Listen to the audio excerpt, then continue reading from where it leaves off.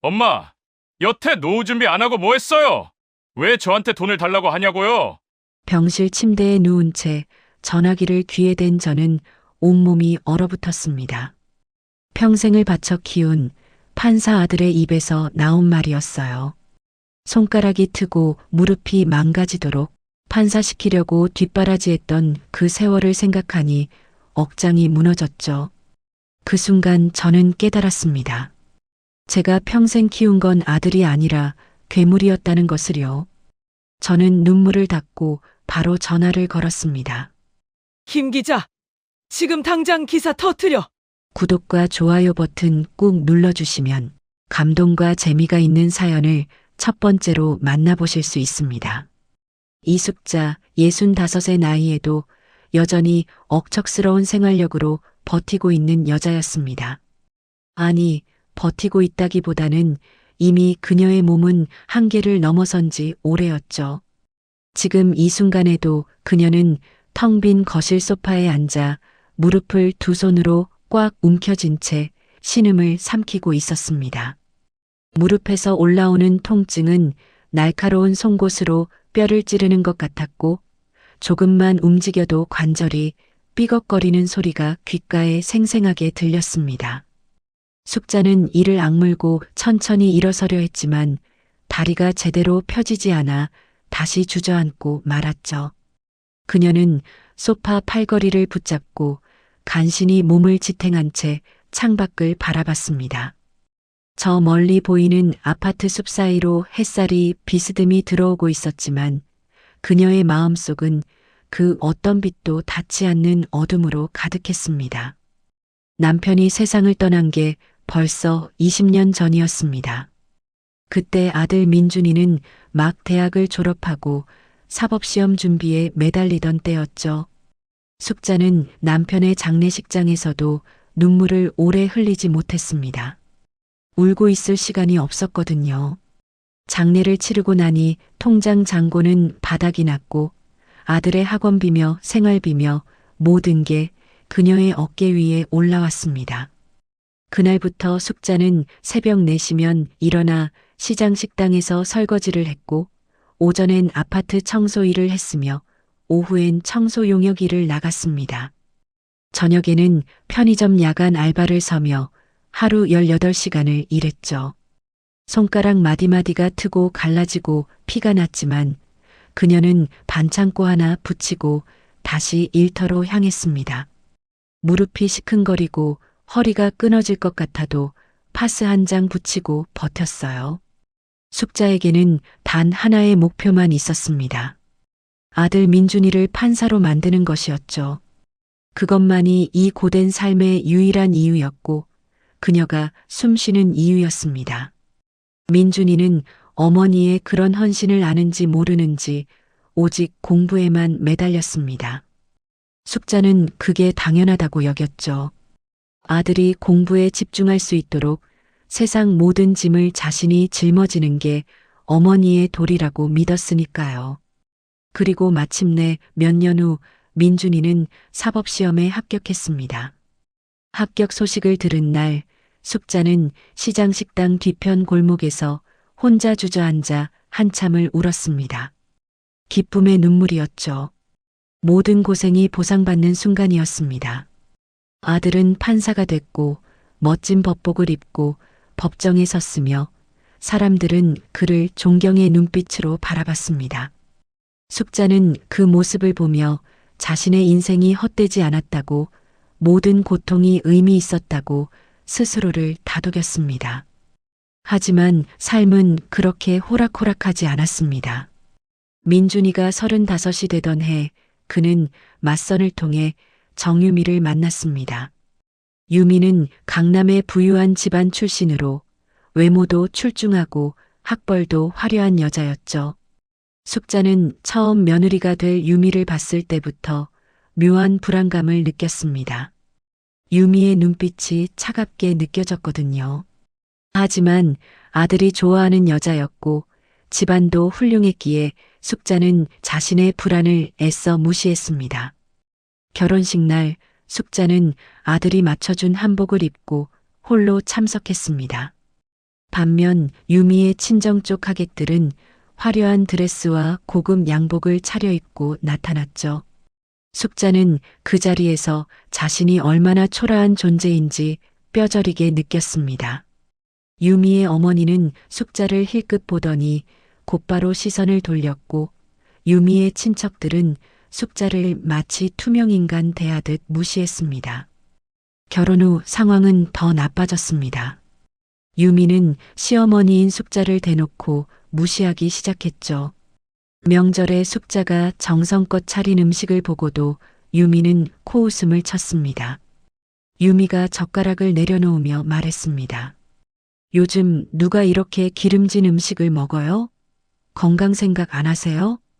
숙자는 며느리의 날선 말투에 가슴이 철렁 내려앉았지만 애써 웃으며 대답했습니다. 그래, 그럼 다음엔 담백하게 해볼게. 하지만 유미는 다음 명절에도 트집을 잡았습니다. 이번엔 또 너무 싱거워서 맛이 없네요. 요리 좀 배우시지 그래요? 숙자는 입술을 깨물며 참았습니다. 아들 앞에서 며느리와 다투는 건 아들에게 짐이 될 거라 생각했으니까요. 민준이는 어머니와 아내 사이에서 벌어지는 신경전을 보면서도 침묵으로 일관했습니다. 아니, 침묵보다 더 나쁜 반응을 보였죠. 그는 늘 바쁘다는 핑계로 자리를 피했고 어머니가 조심스럽게 며느리의 태도에 대해 말하려 하면 짜증 섞인 목소리로 끊어버렸습니다. 민준이가 신문을 덮으며 차갑게 말했습니다. 엄마, 집에선 좀 맘 편히 쉬고 싶어요. 둘이 알아서 해결하세요. 숙자는 그 순간 아들의 눈빛에서 낯선 차가움을 발견했습니다. 언제부터였을까요? 아들이 자신을 귀찮은 존재로 여기기 시작한 게 말이죠. 숙자는 그날 밤 혼자 방에 누워 천장을 바라보며 눈물을 흘렸습니다. 소리내어 울 수도 없었죠. 아들이 들을까봐, 며느리가 비웃을까봐 이불을 입에 물고 조용히 울었습니다. 시간이 흐를수록 유미의 태도는 더욱 노골적으로 변했습니다. 숙자가 아들 집에 방문하면 유미는 대놓고 인상을 찌푸렸고 숙자가 손수 만들어간 반찬을 쳐다보지도 않고 냉장고 구석에 처박아 버렸습니다. 심지어 숙자가 며칠 머물러야 할 일이 있을 때는 유미가 친정에 가버리는 일도 잦았죠. 유미가 핸드백을 들며 냉정하게 말했습니다. 어머님이 계시는 동안 전 친정에 있을게요. 같이 있으면 불편해요. 숙자는 며느리의 그런 말에 마음이 찢어지는 것 같았지만 역시나 참았습니다. 민준이가 최근 부장판사 승진을 앞두고 있다는 소식을 들었거든요. 만약 자신 때문에 아들의 가정이 흔들린다면 그 모든 게 자신의 책임이 될 거라고 생각했습니다. 그러던 어느 날 숙자의 무릎 통증이 심각한 수준에 이르렀습니다. 아침에 일어나려 해도 다리에 힘이 들어가지 않았고 걸을 때마다 무릎에서 딱딱 소리가 나며 날카로운 통증이 밀려왔죠. 숙자는 더 이상 참을 수 없어 동네 정형외과를 찾았습니다. 의사는 엑스레이 사진을 보더니 심각한 표정으로 고개를 저었습니다. 어머님, 연골이 거의 다 닳아 없어졌어요. 양쪽 무릎 모두 인공관절 수술을 받으셔야 합니다. 숙자는 그 말을 듣고 한동안 멍하니 앉아 있었습니다. 인공관절 수술이라니요. 그건 돈이 많이 드는 큰 수술이었죠. 의사는 수술비와 입원비, 간병비까지 합치면 최소 2천만 원은 필요할 거라고 했습니다. 숙자는 집으로 돌아와 통장을 꺼내 들었습니다. 평생 모아온 돈이 고작 1,500만 원 남짓이었죠. 아들을 키우느라, 아들의 결혼 자금을 대느라 쓰고 또 쓴 결과였습니다. 부족한 돈을 어떻게 마련해야 할지 막막했습니다. 숙자는 떨리는 손으로 휴대폰을 들었습니다. 아들에게 전화를 걸어 조심스럽게 상황을 설명하려 했죠. 하지만 전화를 받은 민준이의 목소리는 차갑기만 했습니다. 엄마, 지금 재판 들어가야 해요. 나중에 전화 드릴게요. 그렇게 말하고는 일방적으로 전화를 끊어버렸습니다. 숙자는 그날 하루 종일 아들의 전화를 기다렸지만 민준이는 끝내 전화하지 않았습니다. 며칠이 지나 숙자가 다시 전화를 걸자 이번엔 유미가 받았습니다. 유미가 날카로운 목소리로 말했습니다. 어머님, 민준 오빠 요즘 승진건으로 정신없어요. 괜히 스트레스 주지 마세요. 숙자는 그 말에 가슴이 턱 막혔습니다. 며느리는 자신을 스트레스 주는 존재로 여기고 있었던 거죠. 숙자는 결국 아들에게 손을 벌리지 못하고 혼자 수술비를 마련하기로 결심했습니다. 그녀는 은행에 가서 적금을 깨고 아끼던 금반지까지 팔았습니다. 그렇게 겨우겨우 돈을 모으고 나니 손에 쥔 돈은 고작 1,800만 원이었죠. 간병비와 생활비까지 생각하면 턱없이 부족한 금액이었지만 숙자는 어쩔 수 없이 수술 날짜를 잡았습니다. 수술 예약을 마치고 집으로 돌아오는 길 숙자는 버스 창밖을 바라보며 씁쓸한 미소를 지었습니다.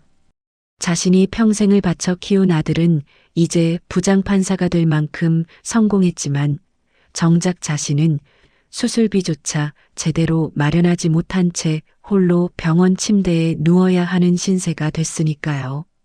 그날 밤 숙자는 오랜만에 앨범을 꺼냈습니다. 어린 민준이가 환하게 웃고 있는 사진들이 빼곡했죠. 초등학교 입학식 날 새 책가방을 맨 민준이, 중학교 수학경시 대회에서 상을 받고 활짝 웃는 민준이, 사법시험 합격증을 들고 어머니와 함께 찍은 사진 속 민준이의 얼굴은 자랑스러움으로 가득했습니다. 숙자는 그 사진들을 하나하나 쓰다듬으며 중얼거렸습니다. 내가 뭘 잘못한 걸까? 하지만 대답은 돌아오지 않았습니다. 텅 빈 집안에는 그녀의 한숨소리만 메아리쳤고 무릎에서 올라오는 통증은 여전히 그녀를 괴롭혔습니다. 숙자는 앨범을 덮고 불을 껐습니다. 내일 병원에 가서 입원 절차를 밟아야 했으니까요. 입원 당일 아침 숙자는 가방을 챙겨 들고 집을 나섰어요. 가방 안에는 수술 후 입을 헐렁한 옷가지들과 세면도구, 그리고 며칠치 속옷이 전부였죠. 병원 로비는 환자들과 보호자들로 북적였는데 유독 숙자만 혼자였습니다. 주변을 둘러보니 휠체어를 밀어주는 자식들, 팔짱을 끼고 함께 걷는 부부들, 양손 가득 과일 바구니를 든 며느리들이 눈에 들어왔습니다. 숙자는 고개를 돌려 입원 안내 데스크로 향했습니다. 무릎이 욱신거려 걸음이 느렸고 가방을 든 손에 힘이 제대로 들어가지 않았죠. 접수를 마치고 병실로 올라가는 엘리베이터 안에서 한 중년 여자가 숙자에게 물었습니다. 혼자 오셨어요? 보호자는요? 숙자는 억지로 미소를 지으며 대답했습니다. 아들이 바빠서요. 하지만 그 말을 하는 숙자의 목소리는 떨리고 있었습니다. 병실에 들어서자 간호사가 침대를 안내했고 숙자는 천천히 침대에 앉았습니다. 창밖으로 보이는 하늘은 맑았지만 그녀의 마음속은 먹구름으로 가득했죠. 수술비 1,500만 원을 내고 나니 남은 돈은 간병비와 퇴원 후 생활비를 생각하면 턱없이 부족했죠. 숙자는 침대에 누워 천장을 바라보며 계산기를 두드렸습니다. 수술비 1,500만 원을 내고 남은 간병비와 퇴원 후 생활비를 생각하면 턱없이 부족했죠. 간병인 일당이 10만 원, 최소 한 달은 필요하니 300만 원, 퇴원 후 재활 치료비에 생활비까지 합치면 최소 500만 원은 더 필요했습니다. 이것저것 빼보니 통장 잔고는 200만 원 남짓으로 줄어들게 뻔했어요. 그녀는 한숨을 내쉬며 휴대폰을 꺼냈습니다. 민준이에게 입원했다는 문자라도 보내야 할 것 같았거든요. 손가락이 떨렸지만 숙자는 조심스럽게 문자를 작성했습니다. 민준아, 엄마 오늘 입원했어. 내일 모레 수술이야. 괜찮으니까 걱정 마. 전송 버튼을 누르고 나서도 답장은 오지 않았습니다. 저녁 무렵 숙자의 휴대폰이 울렸습니다. 민준이가 아니라 며느리 유미였죠. 숙자는 가슴이 두근거리며 전화를 받았습니다. 혹시 병문안을 오겠다는 말이라도 할까 싶어서였습니다. 유미가 건조한 목소리로 말했습니다. 어머님, 입원하셨다면서요? 요즘엔 전문 간병인들이 있어서 병문안도 안 가도 되겠더라고요. 저희는 바쁘니까 어머님도 이해하시죠? 숙자는 전화기를 쥔 손에 힘이 빠지는 걸 느꼈습니다. 며느리의 말투에는 조금의 미안함도 걱정도 담겨 있지 않았죠. 오히려 귀찮은 일을 깔끔하게 정리하는 듯한 차가움만 느껴졌습니다. 숙자는 목소리가 갈라지는 걸 억지로 참으며 대답했습니다. 그래, 알았어. 괜찮아. 전화를 끊고 나서 숙자는 이불을 끌어당겨 얼굴을 묻었습니다. 눈물이 흘러내렸지만 소리내어 울 수는 없었죠. 옆 침대 환자와 보호자가 있었으니까요. 숙자는 이불 속에서 조용히 흐느꼈습니다.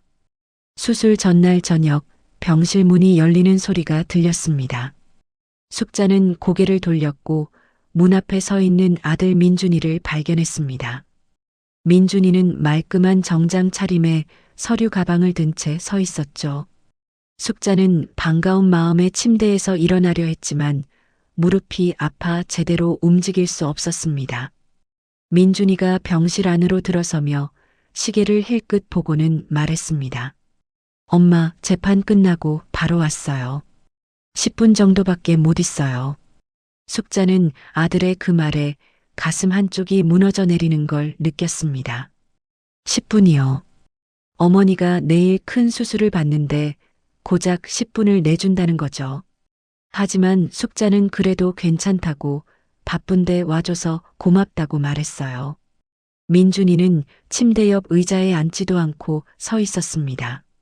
그는 숙자의 얼굴을 제대로 보지도 않은 채 병실 창밖만 바라봤죠. 숙자는 아들에게 수술이 어떻게 진행되는지, 회복 기간은 얼마나 걸리는지 설명하려 했지만 민준이는 대충 고개만 끄덕일 뿐이었습니다. 민준이가 다시 시계를 보며 말했습니다. 엄마, 저 가봐야 해요. 내일 중요한 재판이 있어서요. 수술 잘 받으세요. 그리고는 병실 문을 열고 나가버렸습니다. 숙자는 아들의 뒷모습을 바라보며 입술을 깨물었습니다. 민준이는 단 한 번도 어머니의 손을 잡아주지 않았고 괜찮냐는 따뜻한 말 한마디 건네지 않았죠. 숙자는 그날 밤 잠을 이루지 못했습니다. 내일 수술대에 오르는 두려움보다 아들의 차가운 태도가 더 마음을 아프게 했으니까요. 다음 날 아침 일찍 간호사들이 병실로 들어와 숙자를 수술실로 옮기기 위한 준비를 시작했습니다. 숙자는 수술복으로 갈아입고 침대에 누웠죠. 복도를 지나 수술실로 향하는 동안 다른 환자들 곁에는 가족들이 손을 잡아주며 걱정스러운 얼굴로 함께 걷고 있었습니다. 하지만 숙자의 침대 옆에는 아무도 없었습니다. 수술실 앞에서 마취가 의사가 숙자에게 물었습니다. 보호자분은 어디 계세요? 숙자는 떨리는 목소리로 대답했습니다. 아들이 있는데 바빠서 못 왔어요. 마취가 의사는 안타까운 표정을 지었지만 곧 자기 할 일을 시작했습니다. 숙자는 차가운 수술대에 누워 천장의 밝은 조명을 바라봤습니다. 마취제가 몸속으로 들어가며 의식이 흐릿해지기 시작했죠. 마지막으로 떠오른 생각은 민준이가 와 있었으면 하는 것이었습니다. 수술은 4시간에 걸쳐 진행됐고 다행히 성공적으로 끝났습니다. 숙자가 회복실에서 깨어났을 때 마취가 풀리며 밀려오는 통증은 상상을 초월했습니다. 무릎에서 올라오는 고통은 뼈를 갈아내는 것 같았고 조금만 움직여도 비명을 지르고 싶을 만큼 아팠죠. 숙자는 이를 악물고 신음을 참았습니다. 간호사가 다가와 진통제를 투여하며 물었습니다. 보호자분께 연락해 드릴까요? 숙자는 고개를 저었습니다. 아니요, 괜찮아요. 회복실에서 병실로 옮겨진 후 숙자는 천장을 바라보며 눈물을 흘렸습니다. 수술이 끝났다는 문자 한 통, 안부를 묻는 전화 한 통 없었습니다. 민준이도 며느리 유미도 연락이 없었죠. 숙자는 혼자 통증과 싸우며 밤을 지새웠습니다. 다음 날 아침 병실 문을 두드리는 소리가 들렸습니다. 숙자는 혹시나 하는 마음에 고개를 돌렸지만 문을 연 건 간병인이었습니다. 50대 중반의 간병인은 밝은 표정으로 인사했고 숙자의 곁에서 일주일째 함께하게 될 사람이었죠. 간병인이 숙자의 손을 잡으며 말했습니다. 어머님, 제가 잘 돌봐드릴게요. 걱정 마세요. 숙자는 간병인의 따뜻한 손길에 눈물이 핑 돌았습니다. 낯선 사람의 손이 아들의 손보다 더 따뜻하게 느껴진다는 게 서글펐죠. 하루가 지나고 이틀이 지나도 아들 부부는 병실을 찾지 않았습니다. 숙자는 휴대폰을 들여다보며 혹시 부재중 전화라도 있나 확인했지만 아무것도 없었습니다. 사흘째 되던 날 숙자는 참다 못해 민준이에게 전화를 걸었습니다.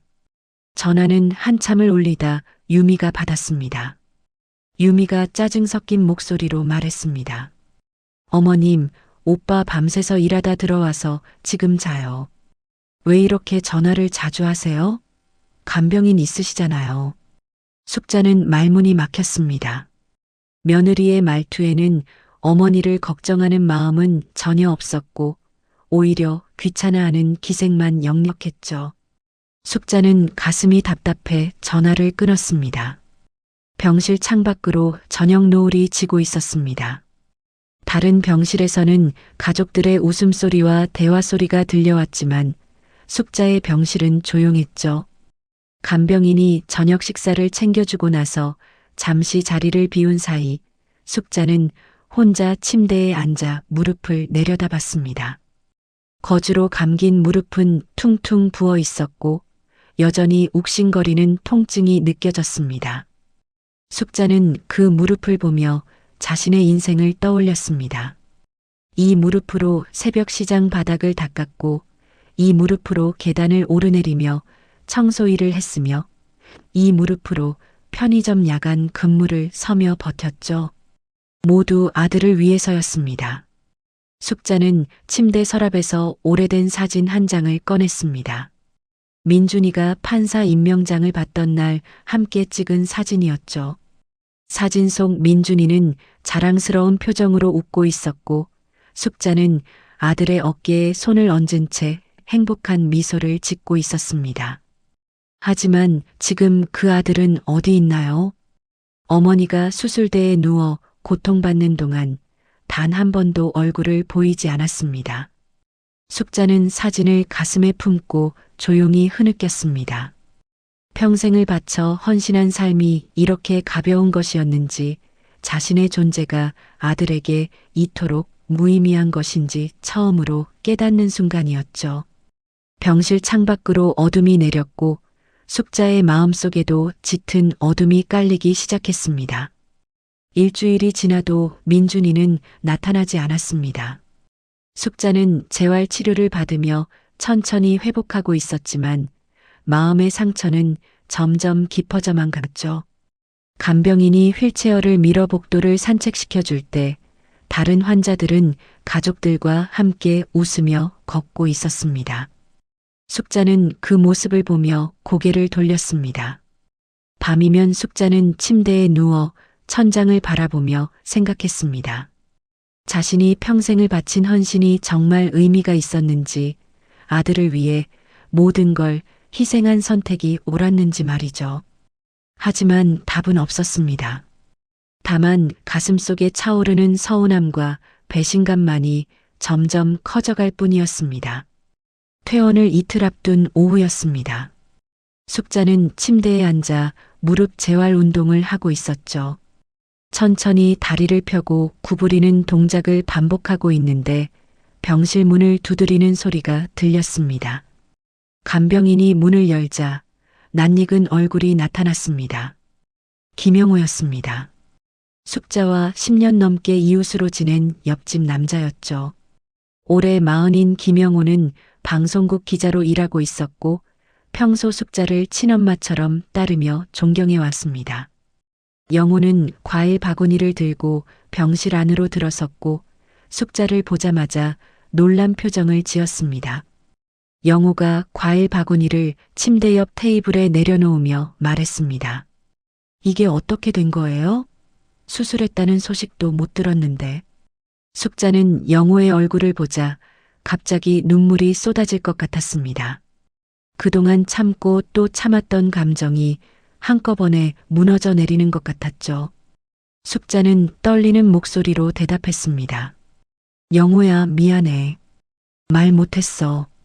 아무한테도. 영호는 숙자의 축 처진 어깨와 여윈 얼굴을 보며 안타까운 표정을 감추지 못했습니다. 그는 침대 옆 의자를 당겨 앉으며 숙자의 손을 잡았죠. 영호의 따뜻한 손길에 숙자는 더 이상 참을 수 없었습니다. 눈물이 주르르 흘러내렸고 숙자는 고개를 숙인 채 흐느끼기 시작했습니다. 영호가 조심스럽게 물었습니다. 형님은요? 며느리분도 안 왔어요? 그 말에 숙자의 눈물은 더욱 거세졌습니다. 숙자는 한참을 울다가 겨우 진정하고 나서 그동안 겪었던 일들을 영호에게 털어놓기 시작했습니다. 며느리 유미가 자신을 어떻게 대했는지, 아들 민준이가 어머니를 얼마나 무시하고 외면했는지, 수술 전날 겨우 10분 얼굴을 비추고 갔던 일, 수술 후 단 한 번도 병문안을 오지 않은 일까지 모든 것을 말했습니다. 영호는 숙자의 이야기를 들으며 주먹을 불끈 쥐었습니다.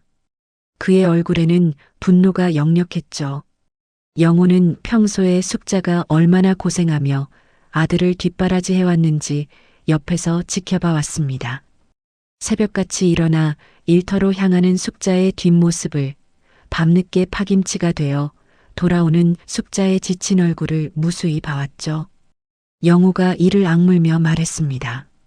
그게 사람이 할 짓입니까? 자기 어머니한테 어떻게 그럴 수가 있어요? 숙자는 고개를 저으며 대답했습니다. 아니야, 영호야. 민준이가 바쁜 거야. 부장판사 됐잖아. 이해해야지. 하지만 숙자의 목소리에는 확신이 없었습니다. 오히려 자신을 설득하려는 듯한 떨림만 느껴졌죠. 영호는 숙자의 그런 모습을 보며 가슴이 찢어지는 것 같았습니다.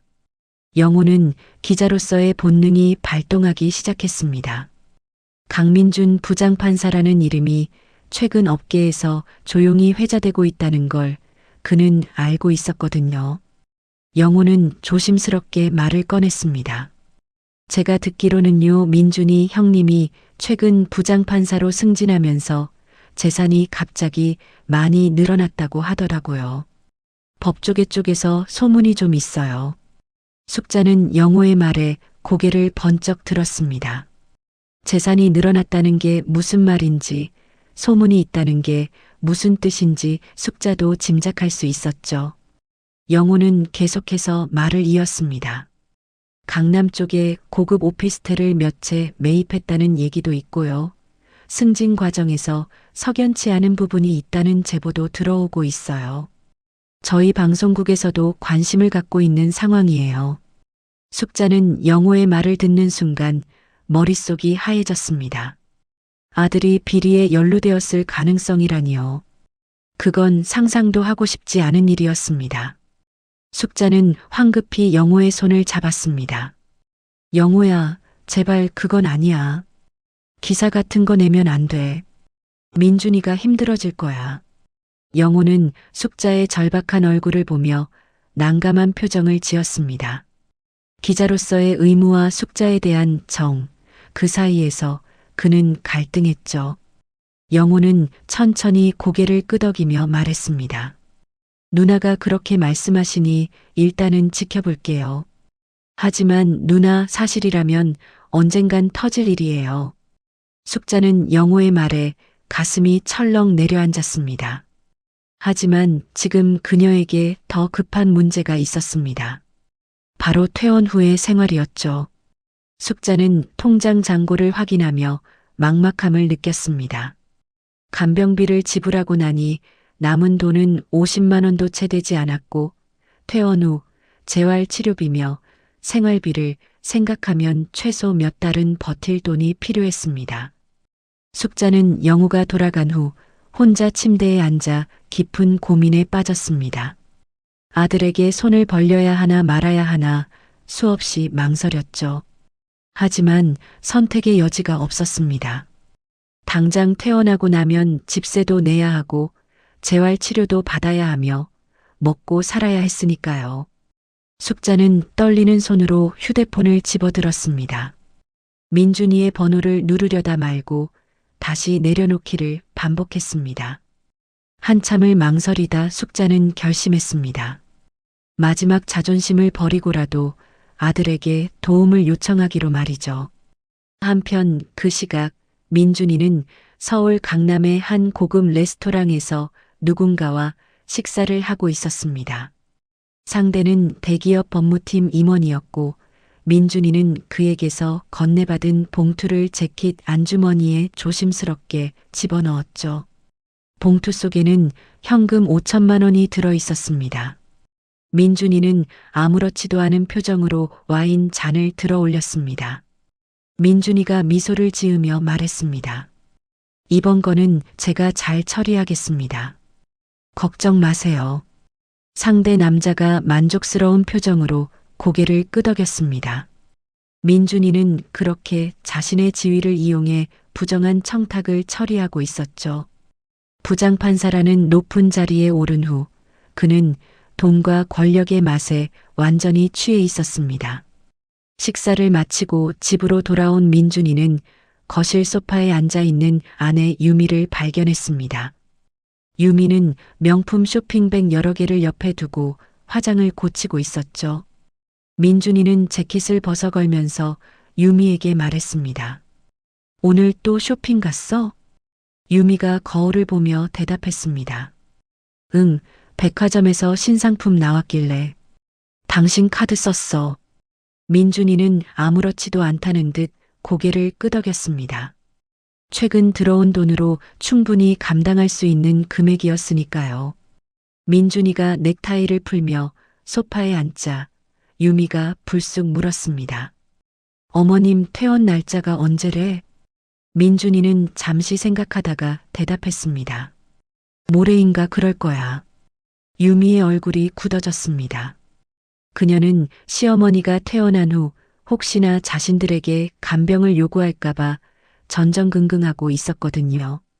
유미는 단호한 목소리로 말했습니다. 당신 혹시 어머님이 우리 집에 온다거나 그런 생각하는 거 아니지? 나 절대 싫어. 간병인 구해드리든가 해. 민준이는 아내의 날카로운 목소리에 움찔했지만 곧 고개를 끄덕였습니다. 알았어. 그렇게 할게. 유미는 민준이의 대답에 만족한 듯 다시 거울을 보며 립스틱을 발랐습니다. 민준이는 휴대폰을 꺼내 SNS를 확인하기 시작했죠. 그의 머릿속에는 어머니에 대한 걱정이나 미안함 같은 건 전혀 없었습니다. 오히려 다음 주에 있을 중요한 재판과 또 다른 청탁 건들로 가득했죠. 그날 밤 숙자는 병실 침대에 누워 천장을 바라보며 수없이 망설였습니다. 내일 아침 아들에게 전화를 걸어야 한다는 생각에 가슴이 두근거렸죠. 어떻게 말을 꺼내야 할까? 아들이 화를 내진 않을까? 며느리가 뭐라고 할까? 온갖 생각이 머릿속을 맴돌았습니다. 간병인이 소등 시간이라며 병실 불을 껐고 어둠 속에서 숙자는 조용히 눈물을 흘렸습니다. 평생을 아들을 위해 살아왔는데 이제 와서 생활비를 달라고 손을 벌려야 한다는 현실이 너무나 비참했습니다. 하지만 선택의 여지가 없었죠. 다음 날 아침 일찍 숙자는 침대에 앉아 휴대폰을 손에 쥐었습니다. 민준이의 번호를 누르기 전 그녀는 깊은 숨을 들이쉬었습니다. 손가락이 떨렸고 심장은 미친 듯이 뛰었죠. 숙자는 여러 번 번호를 누르려다 말고를 반복했습니다. 마침내 숙자는 결심하고 통화 버튼을 눌렀습니다. 전화 신호음이 울리기 시작했고 숙자의 심장은 더욱 빠르게 뛰었습니다. 한참을 기다렸지만 민준이는 전화를 받지 않았습니다. 숙자는 다시 한번 전화를 걸었죠. 이번에도 전화는 한참을 울리다 끊겼습니다. 숙자는 휴대폰을 내려다보며 한숨을 내쉬었습니다. 혹시 바쁜 걸까?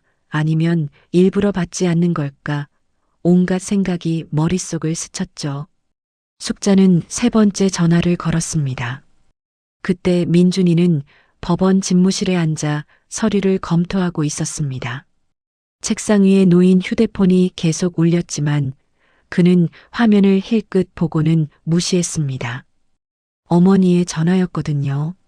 민준이는 지금 중요한 재판 준비로 바빴고 어머니의 전화를 받을 여유가 없다고 스스로를 합리화했습니다.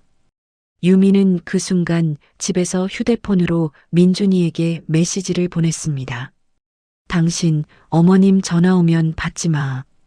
또 뭔가 부탁하시려는 거야. 우리 귀찮게 하지 말라고 해. 민준이는 아내의 메시지를 보고는 휴대폰을 서랍 속에 집어넣었습니다. 숙자는 병실 침대에 앉아 휴대폰을 꽉 움켜쥐었습니다. 세 번째 전화도 받지 않자 그녀는 더 이상 기다릴 수 없었죠. 손가락이 파르르 떨렸지만 숙자는 네 번째 전화를 걸었습니다. 이번에는 꼭 받아야 한다고 받아달라고 속으로 간절히 빌었습니다. 전화벨이 5번 울렸습니다. 6번, 7번, 숙자의 심장은 그 소리에 맞춰 두근거렸죠. 그리고 드디어 전화가 연결됐습니다. 하지만 민준이의 목소리는 차갑기 그지없었습니다. 민준이가 짜증 섞인 목소리로 말했습니다. 엄마, 왜 이렇게 전화를 많이 해요? 저 지금 정말 바빠요. 숙자는 아들의 날카로운 말투에 가슴이 철렁 내려앉았지만 애써 침착한 목소리를 내려고 노력했습니다. 숙자는 떨리는 목소리로 대답했습니다. 민준아, 미안해. 엄마가 급한 일이 있어서 그래. 민준이는 대답 대신 한숨을 내쉬었습니다. 그 한숨 소리가 전화기 너머로 또렷하게 들렸고 숙자는 그 소리에 가슴이 무너져 내리는 것 같았죠. 민준이는 휴대폰을 귀에 댄 채 시계를 힐끗 보고 있었습니다. 10분 후 중요한 회의가 있었거든요. 숙자는 입술을 깨물고 용기를 냈습니다. 평생 아들에게 짐이 되지 않으려 애썼던 그녀였지만 이번만큼은 어쩔 수 없었습니다. 숙자는 조심스럽게 말을 꺼냈습니다. 민준아, 저기 엄마가 퇴원하고 나면 재활치료도 받아야 하고 당분간 일도 못할 것 같아서 그러는데 혹시 생활비를 좀 보태줄 수 있을까? 전화기 너머로 침묵이 흘렀습니다. 길고 무거운 침묵이었죠. 숙자는 그 침묵 속에서 심장이 멎을 것 같은 불안감을 느꼈습니다. 민준이는 전화기를 귀에서 떼어 화면을 내려다보며 인상을 찌푸렸습니다. 마침 그 순간 아내 유미가 보낸 메시지가 또 하나 도착했습니다. 절대 돈 주지 마. 우리도 애들 교육비에 집 대출금 갚느라 빠듯해.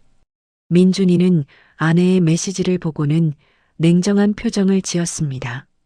그는 어머니에게 할 말을 머릿속으로 정리했죠. 그리고 입을 열었습니다.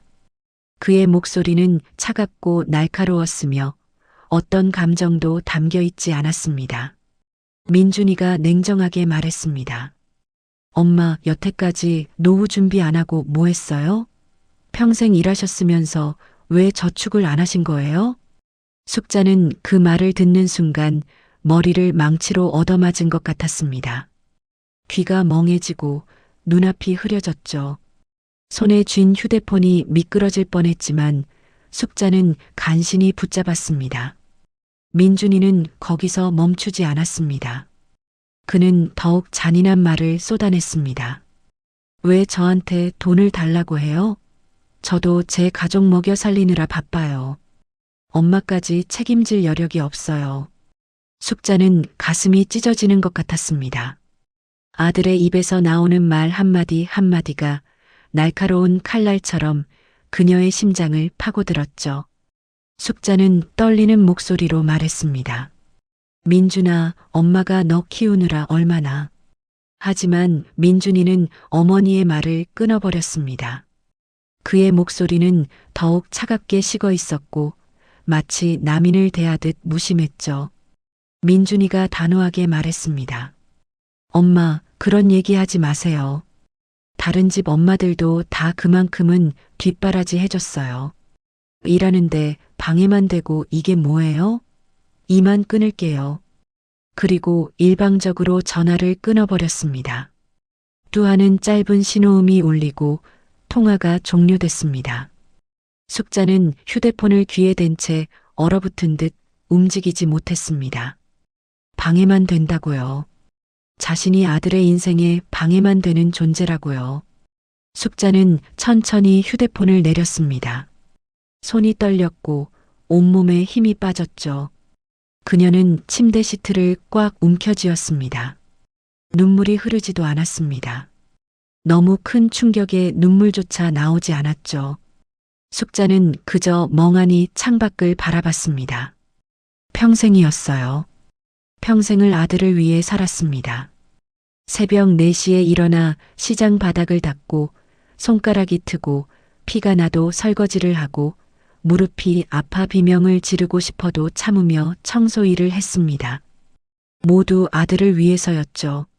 아들이 좋은 대학에 가고 판사가 되고 성공하길 바라며 자신의 모든 것을 희생했습니다. 그런데 그 아들이 지금 노후 준비를 왜 안 했냐며 엄마 속을 후벼파고 있었어요. 숙자는 가슴속에서 뜨거운 무언가가 끓어오르는 걸 느꼈습니다. 그건 슬픔이 아니었습니다. 배신감이었죠. 그리고 분노였어요. 숙자는 침대에서 일어나 창가로 다가갔습니다. 무릎이 아팠지만 개의치 않았죠. 그녀는 창밖을 내다보며 주먹을 불끈 쥐었습니다. 손톱이 손바닥에 파고들어 아팠지만 그 고통조차 느껴지지 않았습니다. 간병인이 병실 문을 열고 들어왔습니다. 그녀는 창가에 서 있는 숙자를 보고 깜짝 놀라며 다가왔죠. 어머님, 왜 일어나 계세요? 무릎 조심하셔야죠. 하지만 숙자는 대답하지 않았습니다. 그녀는 그저 창밖을 바라보며 서 있을 뿐이었죠. 간병인은 숙자의 굳어진 얼굴과 떨리는 어깨를 보고 무언가 심상치 않다는 걸 느꼈어요. 한편 민준이는 전화를 끊고 나서 휴대폰을 책상 위에 던졌습니다. 그는 아무렇지도 않은 표정으로 서류를 다시 펼쳤죠. 어머니와의 통화는 이미 그의 머릿속에서 지워졌습니다. 민준이는 곧 있을 회의 자료를 검토하기 시작했고 입가에는 미소까지 떠올랐습니다. 내일 모레면 자신의 부장판사 승진을 축하하는 파티가 열릴 예정이었거든요. 법원 동료들과 유력 인사들이 모두 참석하는 성대한 자리였습니다. 민준이는 그 파티를 생각하며 기분이 좋아졌죠. 자신의 성공을 만천하에 과시할 수 있는 자리였으니까요. 저녁 무렵 민준이는 집으로 돌아왔습니다. 현관문을 열고 들어서자 유미가 거실에서 인테리어 잡지를 보고 있었습니다. 유미는 남편을 보자마자 물었습니다. 어머님, 전화 어떻게 했어? 민준이가 넥타이를 풀며 대답했습니다. 딱 잘라 말했어. 우리도 바쁘다고. 유미는 만족스러운 표정을 지으며 고개를 끄덕였습니다. 잘했어. 우리가 왜 시어머님 뒷바라지까지 해야 해? 이미 충분히 해드린 것도 많잖아. 민준이는 아내의 말에 동조하며 소파에 앉았습니다. 그는 리모컨을 집어들어 TV를 켰고 뉴스가 흘러나왔죠. 화면에는 부정부패 사건으로 구속된 고위공직자 뉴스가 나오고 있었습니다. 민준이는 그 화면을 보며 코웃음을 쳤습니다. 민준이가 중얼거렸습니다. 바보 같은 놈. 왜 들키게 일을 처리해? 유미가 옆에서 웃으며 말했습니다. 당신은 똑똑하니까 그런 일 없겠지? 조심해야 해. 민준이는 자신만만하게 고개를 끄덕였습니다. 자신은 절대 들키지 않을 거라고 완벽하게 처리하고 있다고 확신했죠. 민준이는 휴대폰을 꺼내 파티 준비 상황을 확인하기 시작했습니다. 그 시각 병실에서 숙자는 여전히 창가에 서 있었습니다. 해가 지고 어둠이 내렸지만 그녀는 움직이지 않았죠. 간병인이 여러 번 침대로 돌아가라고 권했지만 숙자는 고개를 저을 뿐이었습니다. 숙자의 머릿속에서는 지난 40년의 세월이 빠르게 스쳐 지나갔습니다. 갓난아기였던 민준이를 안고 밤새 자장가를 불러주던 날들, 초등학교 입학식 날 손을 꼭 잡고 학교로 향하던 아침, 중학생이 된 민준이를 위해 새벽같이 일어나 도시락을 싸던 날들, 고등학생 민준이가 공부하는 책상 옆에서 조용히 앉아 뜨개질을 하던 밤들이 파노라마처럼 지나갔습니다. 그리고 사법시험에 합격한 날, 민준이가 판사복을 처음 입던 날, 그 모든 순간에 숙자는 행복했습니다. 아들의 성공이 곧 자신의 성공이라고 믿었으니까요. 하지만 지금 그 아들은 어머니를 방해물이라고 말했습니다. 숙자는 천천히 고개를 돌려 침대 옆 테이블을 바라봤습니다. 그곳에는 김영우가 두고 간 명함이 놓여 있었죠. 숙자는 그 명함을 바라보며 무언가를 결심한 듯 입술을 꽉 깨물었습니다. 더 이상 아들을 위해 참지 않기로 했습니다. 더 이상 아들의 성공을 위해 자신을 희생하지 않기로 했습니다. 숙자의 눈빛이 변했습니다. 슬픔과 배신감으로 가득했던 눈빛이 차갑고 단호한 결의로 바뀌었죠. 숙자는 침대로 돌아가 명함을 집어들었습니다. 김영호의 이름과 전화번호가 선명하게 적혀 있었습니다. 숙자는 그 명함을 꽉 쥐었습니다. 내일 아침이 되면 김영호에게 전화를 걸어 모든 것을 말할 거예요. 밤이 깊어갔지만 숙자는 잠들지 못했습니다. 침대에 누워 천장을 바라보며 수없이 생각했죠. 정말 이 길이 맞는 걸까? 아들을 이렇게까지 해야 하는 걸까? 하지만 매번 떠오르는 건 아들의 차갑고 잔인한 목소리였습니다. 노후 준비 안 하고 뭐 했어요? 숙자는 이불을 끌어당겨 얼굴을 묻었습니다.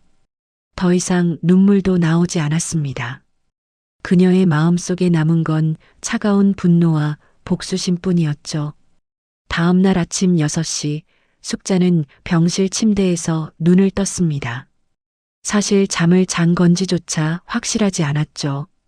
밤새 뒤척이며 생각하고 또 생각했지만 결론은 하나였습니다. 숙자는 침대 옆 테이블 서랍을 열어 김영호의 명함을 꺼냈습니다. 명함을 손에 쥔 채 한참을 바라봤습니다. 이 전화를 걸면 모든 게 달라질 거라는 걸 숙자도 알고 있었습니다. 아들의 인생이 무너질 것이고 판사라는 높은 자리에서 추락할 것이며 세상 사람들의 손가락질을 받게 될 것입니다. 하지만 숙자는 더 이상 망설이지 않았습니다. 숙자는 휴대폰을 들어 김영호의 번호를 눌렀습니다. 전화벨이 3번 울리자 영호의 목소리가 들렸습니다. 아직 이른 시간이라 약간 잠이 덜 깬 듯한 목소리였죠. 영호가 전화를 받으며 말했습니다. 여보세요? 숙자는 잠시 숨을 고르고 나서 차분하지만 단호한 목소리로 대답했습니다. 영호야, 기사 터뜨려. 지금 당장. 전화기 너머로 침묵이 흘렀습니다. 영호는 숙자의 목소리 톤이 완전히 달라진 걸 느꼈죠. 어제까지만 해도 아들을 걱정하며 기사를 막아달라던 숙자가 아니었습니다. 지금 전화기 너머의 숙자는 차갑고 냉정했으며 어떤 흔들림도 없었습니다. 영우가 조심스럽게 물었습니다. 정말 괜찮으세요? 민준이 형님 인생 완전히 끝날 수도 있어요. 숙자는 단 1초도 망설이지 않고 대답했습니다. 상관없어. 그 애는 이미 내 새끼 아니야. 기사네. 영우는 숙자의 확고한 의지를 확인하고는 곧바로 행동에 들어갔습니다. 그는 침대에서 벌떡 일어나 노트북을 켰고 그동안 모아두었던 강민준 부장판사에 대한 자료들을 꺼내기 시작했습니다. 사실 영호는 이미 몇 주 전부터 민준이에 대한 취재를 진행하고 있었습니다. 영호의 책상 위에는 수십 장의 문서가 쌓여 있었습니다. 민준이가 부장판사 승진을 앞두고 갑자기 매입한 강남 지역 오피스텔 세 채에 대한 등기부 등본, 의심스러운 시기에 입금된 거액의 현금 흐름이 찍힌 통장 사본, 그리고 민준이가 특정 재판에서 이상한 판결을 내렸다는 법조계 내부자의 제보까지 있었죠. 영호는 자료를 하나하나 다시 검토하기 시작했습니다. 민준이의 재산 증식 과정은 명백히 의심스러웠습니다. 판사 월급으로는 절대 감당할 수 없는 금액이었거든요. 영호는 은행 거래 내역을 분석하며 민준이가 받았을 것으로 추정되는 뇌물 금액을 계산했습니다. 최소 2억 원 정도였습니다. 하지만 영호는 거기서 멈추지 않았습니다. 단순히 비리만 보도하는 건 의미가 없었죠. 영호는 숙자와의 대화를 녹음한 파일을 다시 들었습니다. 숙자가 눈물로 호소했던 이야기들, 아들이 얼마나 어머니를 무시하고 방치했는지, 수술 후에도 단 한 번 찾아오지 않았던 일, 그리고 어제 전화로 방해물이라고 말했던 충격적인 내용까지 모두 담겨 있었습니다. 영호는 기사의 구성을 머릿속으로 그렸습니다. 비리와 폐륜을 함께 엮어 대중의 공분을 최대한 끌어낼 수 있는 특종을 만들 것입니다. 영호는 키보드를 두드리기 시작했습니다. 제목부터 강렬하게 뽑아야 했죠. 부장판사의 두 얼굴 헌신적 어머니를 버린 엘리트의 추악한 이면. 영호는 기사를 작성하기 시작했습니다. 첫 문단에는 숙자의 이야기를 담았습니다. 남편 없이 홀로 아들을 키우며 새벽부터 밤늦게까지 일했던 어머니, 손가락이 트고 무릎이 망가지도록 일해 아들을 판사로 만든 위대한 모성하지만 그 아들이 어머니가 수술 받는데도 단 한 번 찾아오지 않았고 생활비를 요청하자 방해물이라고 말했다는 충격적인 사실까지 적었습니다. 두 번째 문단부터는 비리 의혹을 파고들었습니다. 강민준 부장판사가 승진 과정에서 의심스러운 재산 증식을 이뤘다는 점, 특정 재판에서 석연치 않은 판결을 내렸다는 제보, 그리고 대기업 관계자들과의 은밀한 만남이 포착됐다는 내용까지 구체적으로 담았죠. 영호는 기사를 완성하고 나서 편집장에게 전화를 걸었습니다. 편집장은 기사 내용을 듣고는 즉각 방송 편성을 결정했습니다. 이건 단순한 비리 사건이 아니라 사회 전체를 분노케 할 특종이었으니까요.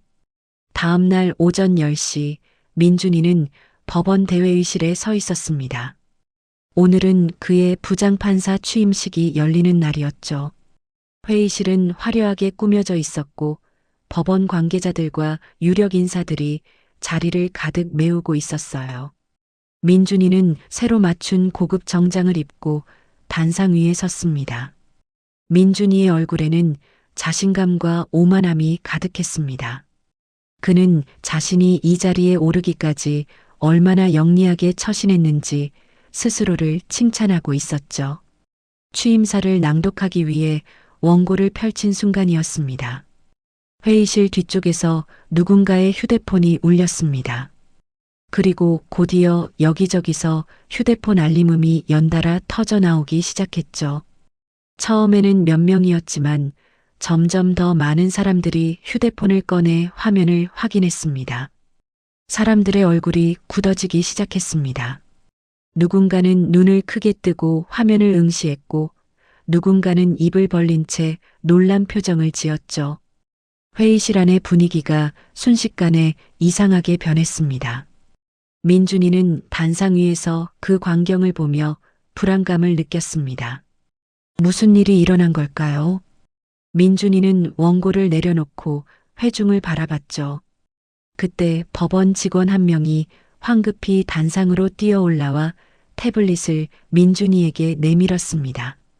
부장판사님, 이거 보셔야 할 것 같습니다. 민준이는 태블릿을 받아들었습니다. 화면에는 뉴스 속보가 떠 있었죠. 부장판사의 두 얼굴 헌신적 어머니를 버린 엘리트의 추악한 이면이라는 제목이 크게 보였고 그 아래에는 자신의 실명과 사진이 선명하게 박혀 있었습니다.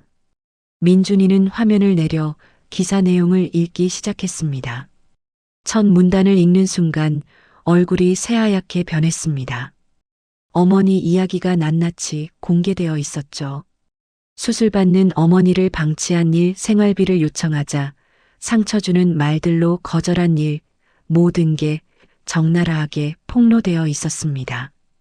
그리고 두 번째 문단부터는 비리 의혹이 구체적으로 나열되어 있었습니다. 오피스텔 매입 내역, 의심스러운 현금 흐름, 부정한 판결 의혹까지 증거 자료와 함께 상세히 보도되어 있었죠. 민준이의 손이 파르르 떨렸습니다. 태블릿이 손에서 미끄러져 바닥에 떨어졌고 요란한 소리가 회의실에 울려 퍼졌습니다. 민준이는 단상 위에서 비틀거렸습니다. 다리에 힘이 풀려 주저앉을 것 같았죠. 회의실 안의 모든 사람들이 민준이를 바라보고 있었습니다. 그 시선들은 더 이상 존경이나 축하가 아니었습니다. 경멸과 분노, 그리고 실망으로 가득했죠. 법원장이 단상으로 올라와 민준이의 팔을 붙잡으며 말했습니다. 강 판사, 지금 당장 단상에서 내려가세요. 민준이는 법원장의 차가운 목소리를 듣고 나서야 정신이 번쩍 들었습니다. 그는 비틀거리며 단상에서 내려왔고 회의실을 빠져나가려 했죠. 하지만 문 앞에는 이미 기자들이 몰려 있었습니다. 카메라 플래시가 터지기 시작했고 기자들은 일제히 질문을 쏟아냈습니다. 강 판사님, 비리 의혹이 사실입니까? 어머님께 그런 말들 말씀하신 게 사실입니까? 민준이는 손으로 얼굴을 가린 채 기자들을 밀쳐내고 복도로 뛰쳐나갔습니다. 하지만 기자들은 그를 따라왔고 카메라는 그의 도망치는 모습을 낱낱이 담아냈죠. 민준이는 자신의 집무실로 뛰어들어가 문을 잠갔습니다. 책상에 주저앉은 민준이는 머리를 감싸 쥐었습니다. 어떻게 된 일인지 이해할 수 없었습니다. 누가 자신을 이렇게 만든 걸까요? 민준이는 휴대폰을 꺼내 뉴스를 다시 확인했습니다. 기사 말미에는 취재원에 대한 언급이 있었습니다. 이숙자 씨의 증언을 바탕으로라는 문구가 보였죠. 민준이는 그 순간 모든 걸 깨달았습니다. 어머니였습니다. 어머니가 기자에게 모든 걸 말한 거였어요. 민준이는 휴대폰을 집어 던졌고 휴대폰은 벽에 부딪혀 산산조각 났습니다. 그 시각 병실에서 숙자는 침대에 앉아 TV를 보고 있었습니다. 뉴스에서는 민준이에 대한 속보가 계속 나오고 있었죠. 민준이가 취임식장에서 쫓겨나듯 나가는 모습, 기자들에게 쫓기는 모습이 반복해서 방송됐습니다. 숙자는 그 화면을 보며 복잡한 감정을 느꼈습니다. 통쾌함이 있었습니다. 자신을 그토록 무시하고 함부로 대했던 아들이 무너지는 모습을 보니 속이 시원했죠. 하지만 동시에 가슴 한쪽이 무너지는 것 같기도 했습니다. 그래도 평생을 키운 아들이었으니까요. 간병인이 숙자의 어깨를 토닥이며 말했습니다. 어머님, 괜찮으세요? 숙자는 고개를 끄덕이며 대답했습니다. 괜찮아요. 이제야 제대로 된 것 같아요. 기사가 터지고 단 2시간 만에 민준이의 삶은 완전히 무너져 내렸습니다.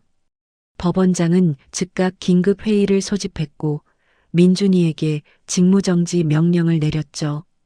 민준이는 집무실에서 쫓겨나듯 나와야 했습니다. 개인 물품을 챙기는 동안에도 법원 직원들이 지켜보고 있었고 마치 범죄자를 감시하듯 그를 따라다녔습니다. 책상 서랍을 열어 물건을 꺼내는 민준이의 손은 파르르 떨리고 있었습니다. 판사 배지, 명함, 만년필, 가족사진이 든 액자까지 하나하나 박스에 담는 동안 민준이는 자신의 인생이 이 박스 안에 갇히는 기분을 느꼈죠. 불과 몇 시간 전까지만 해도 이 집무실은 권력의 중심이었고 자신은 존경받는 부장판사였습니다. 하지만 지금은 모든 게 사라지고 말았어요. 법원 복도를 걸을 때 마주치는 동료 판사들과 직원들의 시선이 비수처럼 그를 찔렀습니다. 누군가는 고개를 돌려 외면했고 누군가는 수군거리며 손가락질했죠. 평소 민준이에게 아부하던 후배 판사들도 마치 처음 보는 사람처럼 그를 스쳐 지나갔습니다. 복도 저편에서 걸어오던 선배 판사는 민준이를 보자마자 급히 방향을 바꿔 다른 길로 갔고 엘리베이터 앞에서 기다리던 직원들은 민준이가 다가오자 슬그머니 계단 쪽으로 몸을 돌렸습니다. 민준이는 그 냉랭한 분위기 속에서 자신이 얼마나 철저하게 고립됐는지 뼈저리게 느꼈습니다. 엘리베이터를 기다리는 동안에도 아무도 그 옆에 서지 않았죠. 민준이는 혼자 텅 빈 엘리베이터를 타고 1층으로 내려갔습니다. 거울에 비친 자신의 얼굴은 창백했고 이마에는 식은땀이 맺혀 있었으며 눈빛은 초점을 잃고 흔들리고 있었습니다. 법원을 나서자 건물 앞에는 이미 수십 명의 기자들이 진을 치고 있었습니다. 민준이를 발견한 기자들이 일제히 달려들었고 카메라 플래시가 미친 듯이 터졌죠. 마이크가 사방에서 민준이의 얼굴 앞으로 밀려 들어왔고 기자들의 고함 소리가 귀를 찢을 듯 울려 퍼졌습니다. 판사님, 비리 의혹이 사실입니까? 얼마나 받으셨습니까? 어머님께 사과할 생각은 없으십니까? 민준이는 손으로 얼굴을 가리고 주차장으로 뛰었지만 기자들은 그를 따라오며 계속 질문을 퍼부었습니다. 누군가는 민준이의 앞을 막아섰고 누군가는 그의 팔을 붙잡으려 했죠. 민준이는 기자들을 밀치며 겨우 차에 올라탔지만 기자들은 차창을 두드리며 계속 촬영했습니다. 시동을 걸었지만 손이 너무 떨려 제대로 핸들을 잡을 수조차 없었습니다. 민준이는 몇 번이나 시동을 껐다 켰다를 반복한 끝에 겨우 차를 출발시켰죠.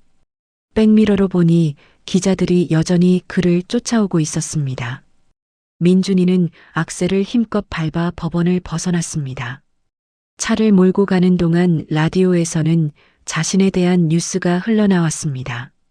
민준이는 황급히 라디오를 껐지만 머릿속에서는 아나운서의 목소리가 계속 울려 퍼졌죠. 헌신적 어머니를 방치한 부장판사, 비리 의혹으로 직무정지, 법조계 충격, 그 단어들이 민준이의 머릿속을 맴돌며 그를 괴롭혔습니다. 집에 도착하니 아파트 정문 앞에도 기자 몇 명이 기다리고 있었습니다. 민준이는 그들을 피해 지하 주차장으로 들어가 엘리베이터를 탔죠. 엘리베이터 안에서 민준이는 거울에 비친 자신의 모습을 또다시 봤습니다. 불과 몇 시간 전까지만 해도 당당하고 자신감 넘치던 부장판사의 모습은 온데간데 없었고 거기 비친 건 초라하고 비참한 한 남자의 모습뿐이었습니다. 집 현관문을 열고 들어서자 거실에서 TV 소리가 들렸습니다. 민준이는 천천히 거실로 들어갔고 소파에 앉아 뉴스를 보고 있는 아내 유미를 발견했죠. 화면에는 민준이가 법원에서 쫓겨나듯 나오는 장면이 반복해서 나오고 있었고 패널들이 그를 신랄하게 비판하는 목소리가 거실에 울려 퍼지고 있었습니다. 유미는 남편이 들어오는 것도 모른 채 TV만 뚫어져라 쳐다보고 있었습니다.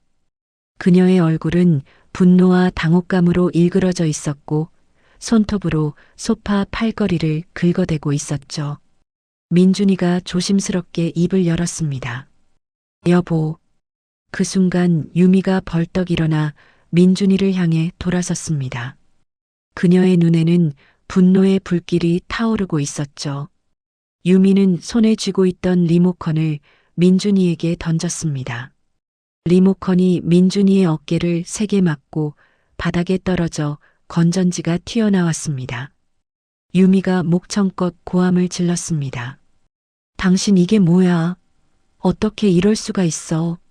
민준이는 아내의 격렬한 반응에 말문이 막혔습니다. 유미는 소파 위에 놓여있던 쿠션을 집어들어 민준이에게 던졌고 거실 테이블 위에 꽃병까지 집어 던졌죠.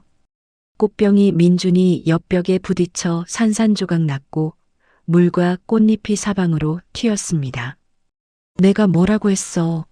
조심하라고 했잖아. 그런데 이게 뭐야? 전국에 우리가 망신당하잖아. 유미의 목소리는 날카롭고 히스테리컬했습니다. 그녀는 자신의 사회적 지위와 명예가 무너지는 것에 치를 떨고 있었죠. 유미는 거실을 왔다 갔다 하며 손으로 자신의 머리를 쥐어뜯었습니다. 내 친구들한테 연락이 몇 통이나 왔는지 알아? 다들 뉴스 봤냐고, 어떻게 된 거냐고 묻더라고. 나 창피해서 어떻게 밖에 나가.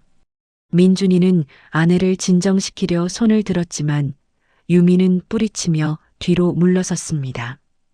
유미는 민준이를 바라보는 눈빛이 마치 쓰레기를 보듯 차갑고 혐오스러웠죠. 유미가 손가락으로 민준이를 가리키며 말했습니다. 당신 때문이야. 다 당신 때문이라고. 아니, 시어머니 때문이야. 시어머니만 없었으면 이런 일 안 일어났을 거 아니야. 민준이는 그제야 사태의 심각성을 완전히 깨달았습니다. 어머니가 이 모든 일을 벌인 것입니다. 자신이 어머니를 얼마나 무시하고 함부로 대했는지 그 대가가 이렇게 처참하게 돌아온 것이었죠. 민준이는 입술을 깨물며 고개를 숙였습니다. 유미는 계속해서 민준이를 비난했습니다. 그녀는 거실을 왔다 갔다 하며 온갖 악담을 퍼부었죠. 민준이가 비리를 저질렀다는 것, 어머니를 방치했다는 것, 모든 게 민준이의 잘못이며 자신은 아무런 책임이 없다고 주장했습니다. 이제 우리 어떻게 살아? 유미는 핸드백을 집어들고 안방으로 들어가더니 캐리어를 끌고 나왔습니다. 민준이는 그제야 아내가 무엇을 하려는지 깨달았죠. 유미는 옷장을 열어 옷가지들을 마구잡이로 캐리어에 집어넣기 시작했습니다. 민준이가 황급히 다가가며 말했습니다. 여보, 어디 가려고? 진정하고 이야기 좀 하자. 하지만 유미는 민준이를 쳐다보지도 않았습니다. 그녀는 화장대 서랍을 열어 액세서리들까지 가방에 쓸어 담았죠. 민준이가 유미의 팔을 잡으려 하자 유미는 손을 세게 뿌리쳤습니다. 유미가 차갑게 말했습니다. 손대지 마. 역겨워. 유미는 캐리어를 끌고 현관으로 향했습니다. 민준이는 그 뒤를 따라가며 애원하듯 말했죠. 여보, 제발 가지 마. 내가 잘못했어. 다시 한 번만. 유미가 현관문 손잡이를 잡으며 돌아서서 말했습니다. 친정에 갈 거야. 당신이랑은 더 이상 못 살아. 이혼해. 민준이는 그 말에 머리를 망치로 얻어맞은 것 같았습니다. 아내마저 자신을 떠나려는 것이었죠. 민준이는 유미의 앞을 막아섰지만 유미는 민준이를 밀쳐내고 문을 열었습니다. 변호사 통해서 연락할게. 이혼 서류 준비해놔. 당신 같은 사람이랑 1초도 더 못 살겠어. 문이 쾅 하고 닫혔습니다. 민준이는 닫힌 문 앞에 멍하니 서 있었죠. 복도로 멀어지는 유미의 하이힐 소리가 점점 작아지다가 완전히 사라졌습니다. 텅 빈 집안은 죽은 듯이 조용했고 민준이는 그 정적 속에서 완전히 무너져 내렸습니다.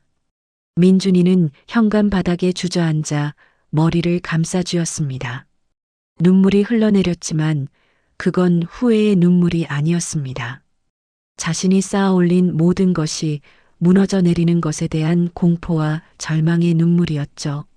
민준이는 한참을 그렇게 앉아 있다가 겨우 일어나 거실로 돌아갔습니다. TV는 여전히 켜져 있었고 화면에는 자신에 대한 뉴스가 계속 나오고 있었습니다. 민준이는 리모컨을 집어 TV를 껐지만 휴대폰이 연달아 울리기 시작했죠. 문자 알림이 수십 개 쌓여 있었습니다. 민준이는 화면을 확인했습니다. 지인들이 보낸 메시지들이었습니다. 하지만 걱정이나 위로의 메시지는 하나도 없었죠. 모두가 거리를 두려는 내용이었습니다. 연락하지 마세요. 저한테 피해오게 하지 마세요. 그런 차가운 문장들이 화면을 가득 채우고 있을 뿐이었어요. 다음 날 아침 민준이는 소파에서 잠이 들었다 깨어났습니다. 몸은 천근만근 무거웠고 머리는 지끈거렸죠. 휴대폰을 확인하니 검찰청에서 문자가 와 있었습니다. 일주일 내로 출석하라는 통보였습니다. 민준이는 비리 혐의로 정식 수사 대상자가 된 거였어요. 오후가 되자 법원에서 공식 문서가 우편으로 도착했습니다. 민준이는 떨리는 손으로 봉투를 뜯었습니다. 직무정지 처분 확정 통보서였죠. 민준이는 더 이상 판사가 아니었습니다. 그가 그토록 자랑스러워하던 지위, 권력, 명예, 모든 것이 하루아침에 사라졌습니다. 그 시각 병실에서 숙자는 창밖을 바라보고 있었습니다. 뉴스를 통해 아들이 완전히 나락으로 떨어졌다는 걸 확인했죠. 며느리가 이혼을 요구하고 떠났다는 소식까지 들렸습니다. 처음에는 통쾌했습니다. 자신을 그토록 무시하고 방해물이라고 말했던 아들이 벌을 받는 모습을 보니 속이 시원했습니다. 하지만 시간이 지나면서 숙자의 마음속에 묘한 감정이 자리 잡기 시작했습니다. 공허함이었습니다.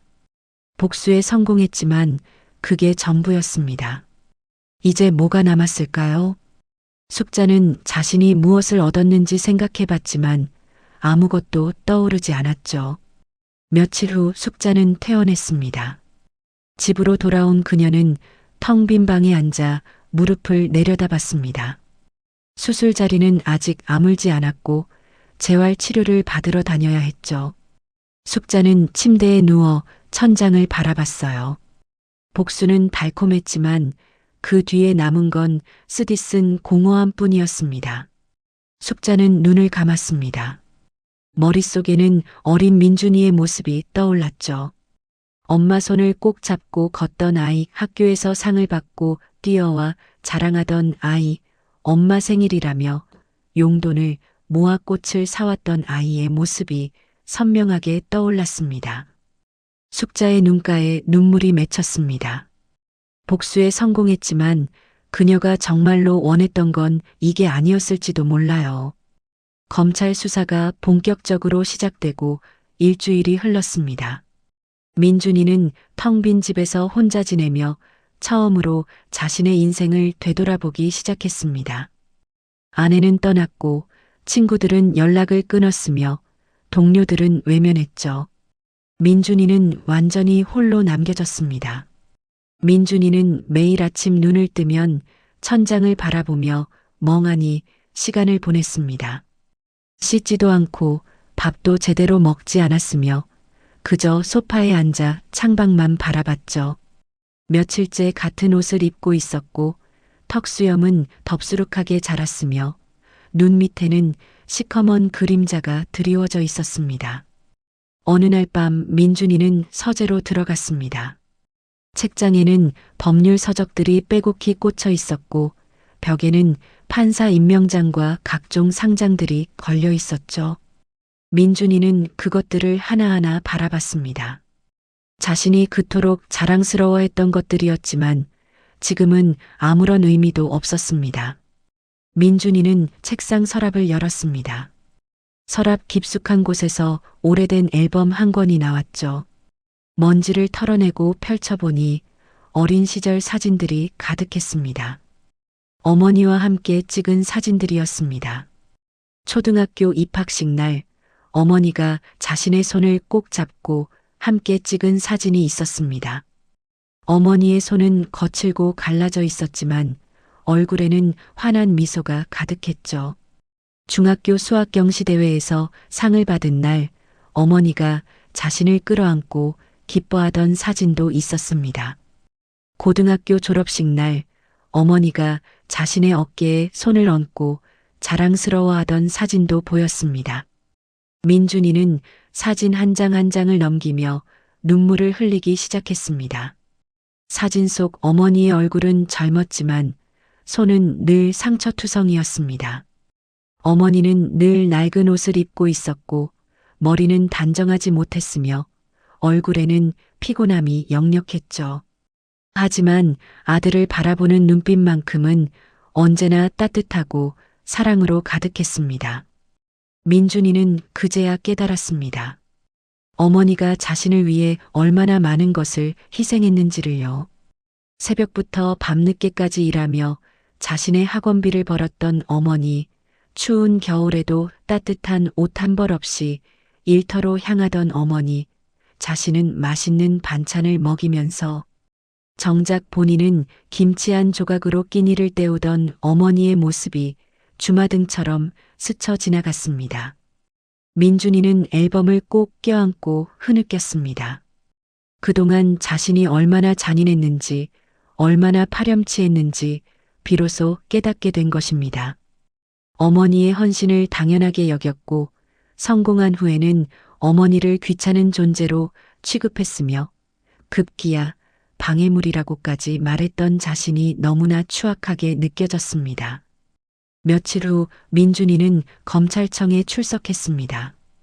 검사 앞에 앉은 민준이는 더 이상 변명하지 않았습니다. 모든 비리 혐의를 시인했고 받았던 뇌물 금액까지 정확히 진술했죠. 검사는 민준이의 솔직한 태도에 놀란 표정을 지었습니다.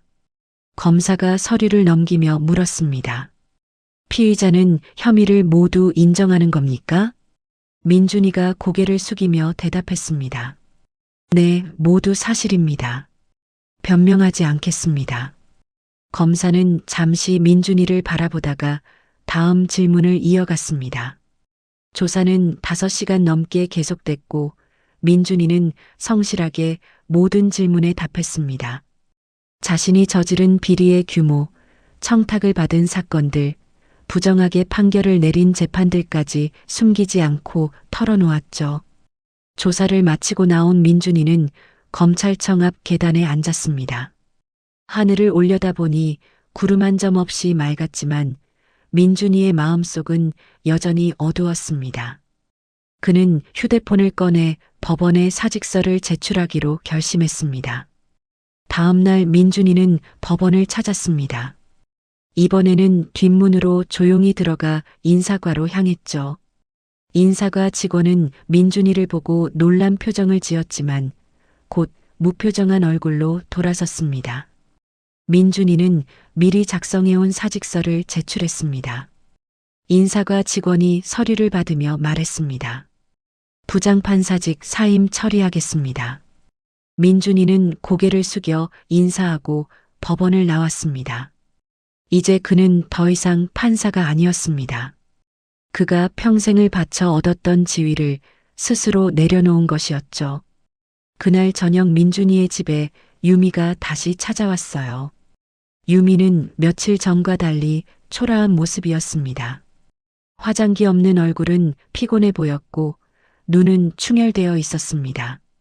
유미는 거실로 들어와 소파에 앉았고 한참을 침묵하다 입을 열었죠.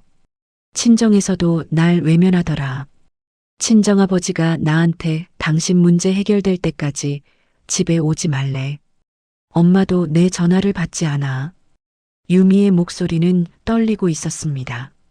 그녀는 자신이 의지하던 친정마저 등을 돌리자 결국 다시 돌아온 것이었죠. 유미는 계속 말을 이었습니다. 그래서 생각했어. 이혼은 나중에 하고 일단 이 상황을 함께 해결하자. 당신도 혼자는 힘들잖아. 하지만 민준이는 고개를 저었습니다. 그는 차분하게 유미를 바라보며 입을 열었습니다. 여보, 이혼하자. 소송 제기해. 유미는 깜짝 놀라 민준이를 쳐다봤습니다. 자신이 먼저 이혼을 요구했던 것이 사실이지만 막상 남편이 먼저 이혼하겠다고 하니 당황스러웠죠. 뭐라고? 지금 당장 이혼하긴 싫다니까? 민준이가 고개를 끄덕이며 말했습니다. 여보도 나도 이미 끝났어. 더 이상 서로를 붙잡고 있을 이유가 없잖아. 나는 앞으로 법의 심판을 받아야 하고 여보는 새로운 삶을 살아야 해. 유미는 할 말을 잃었습니다. 민준이의 눈빛이 달라져 있었습니다. 예전에 오만하고 자신감 넘치던 모습은 사라졌고 그 자리에는 담담하고 차분한 남자가 있었죠. 유미가 떨리는 목소리로 물었습니다. 재산 분할은 어떻게 할 건데? 민준이가 대답했습니다. 당신이 원하는 대로 해. 나는 아무것도 바라지 않아. 이 집도 예금도 다 가져가. 유미는 민준이의 말에 아무 대꾸도 하지 못했습니다. 그녀는 잠시 후 일어나 가방을 들고 현관으로 향했죠. 문을 나서기 전 유미가 뒤돌아보며 말했습니다. 변호사 통해서 연락할게. 그리고 문이 닫혔습니다. 이번에는 조용하게 닫혔습니다. 민준이는 창가로 다가가 유미가 떠나는 모습을 바라봤습니다. 가슴 한쪽이 텅 빈 것 같았지만 동시에 무거운 짐을 내려놓은 것 같은 홀가분함도 느껴졌죠. 며칠이 지난 어느 날 민준이의 집으로 우편물이 도착했습니다. 검찰에서 보낸 기소장이었습니다. 민준이는 뇌물수수, 직권남용, 배임 등 여러 혐의로 기소됐고 첫 공판 날짜가 잡혀 있었죠. 민준이는 기소장을 읽으며 담담하게 받아들였습니다. 그날 밤 민준이는 오랜만에 제대로 된 식사를 했습니다. 간단하게 라면을 끓여 먹었지만 그동안 아무것도 먹지 못했던 것에 비하면 훌륭한 식사였죠. 식사를 마치고 설거지를 하는 동안 민준이는 문득 어머니 생각이 났습니다. 어머니는 지금 어떻게 지내고 계실까요? 수술 후에 혼자서 밥은 제대로 챙겨 드시는 걸까요? 민준이는 싱크대에 손을 짚고 고개를 떨구었습니다. 가슴이 미어지는 것 같았죠. 그 시각 숙자는 집에서 김영우와 차를 마시고 있었습니다. 영우는 숙자의 퇴원 후 자주 들러 안부를 확인하고 필요한 것들을 챙겨주고 있었죠. 숙자는 영우에게 따뜻한 차를 내밀며 말했습니다. 영우야, 정말 고마워. 네가 아니었으면 나 어떻게 됐을지 몰라. 영우가 차를 받으며 대답했습니다. 좀 괜찮으세요? 요즘 많이 힘드시죠? 숙자는 창밖을 바라보며 한숨을 내쉬었습니다. 복수에 성공한 후 그녀는 예상했던 것과 다른 감정들을 느끼고 있었습니다. 통쾌함보다는 공허함이 더 컸고 만족감보다는 씁쓸함이 더 많이 남았죠. 숙자가 조용히 말했습니다. 영호야, 내가 잘한 걸까? 가끔 그런 생각이 들어. 너무 심하게 한 건 아닐까 하고. 영호는 숙자의 손을 꼭 잡았습니다. 어머님은 잘못한 거 하나도 없어요. 민준이 형님이 스스로 자초한 일이에요. 어머님 덕분에 비리가 밝혀진 거고 그게 정의예요. 숙자는 영호의 말에 고개를 끄덕였지만 마음 한편은 여전히 무거웠습니다. 그래도 아들이었으니까요. 평생을 키운 자식이었으니까요. 며칠 후 민준이는 거울 앞에 섰습니다. 오랜만에 면도를 하고 깨끗한 옷으로 갈아입었죠. 그는 결심했습니다. 법의 심판을 받기 전에 반드시 해야 할 일이 있었습니다. 민준이는 현관문을 나서 차에 올랐습니다. 목적지는 어머니의 집이었어요. 가는 내내 민준이의 손은 떨렸고 심장은 미친 듯이 뛰었죠. 어머니를 뭐라고 불러야 할까? 어떤 말로 사과해야 할까? 머릿속이 복잡했습니다. 어머니의 집 앞에 도착한 민준이는 차에서 내렸습니다. 익숙한 건물, 익숙한 계단이었지만 오늘따라 그 계단이 너무나 높고 멀게 느껴졌죠. 민준이는 천천히 계단을 올라갔습니다. 어머니의 집 앞에 선 민준이는 초인종 앞에서 손을 멈췄습니다. 몇 번이나 손을 들었다 내렸다를 반복했죠. 용기가 나지 않았습니다. 차라리 도망가고 싶었습니다. 하지만 민준이는 이를 악물고 초인종을 눌렀습니다. 초인종 소리가 집안에 울려 퍼졌습니다.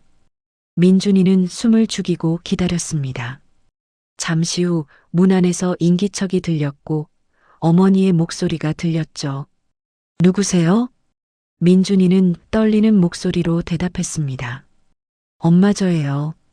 문이 천천히 열렸습니다. 숙자는 문 앞에 서 있는 아들 민준이를 발견하고 굳어버렸습니다. 민준이의 모습은 처참했습니다. 머리는 헝클어져 있었고 얼굴은 수척하게 야위어 있었으며 눈가에는 깊은 그림자가 드리워져 있었죠.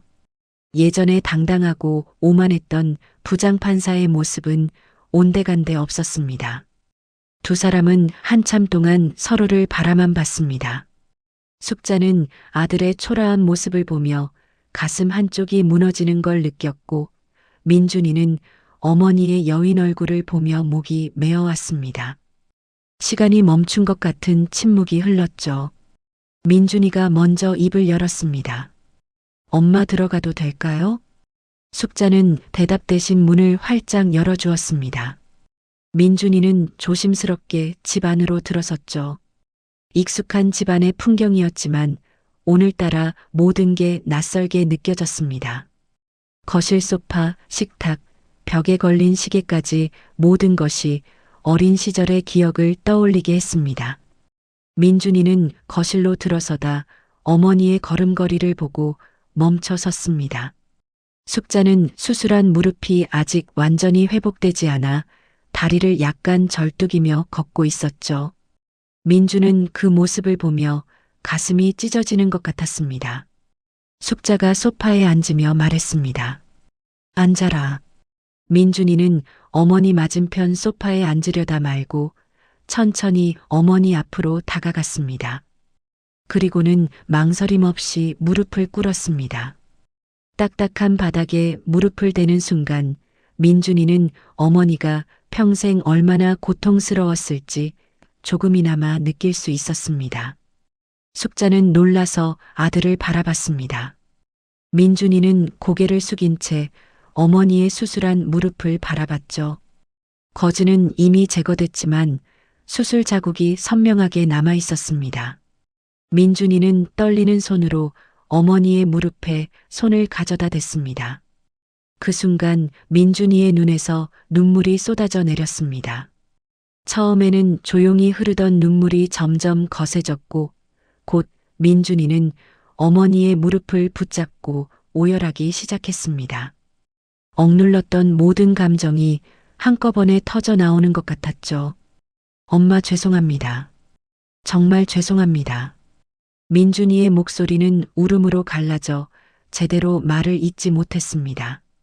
그는 계속해서 죄송하다는 말만 반복했죠. 숙자는 아들의 모습을 내려다보며 복잡한 감정에 휩싸였습니다.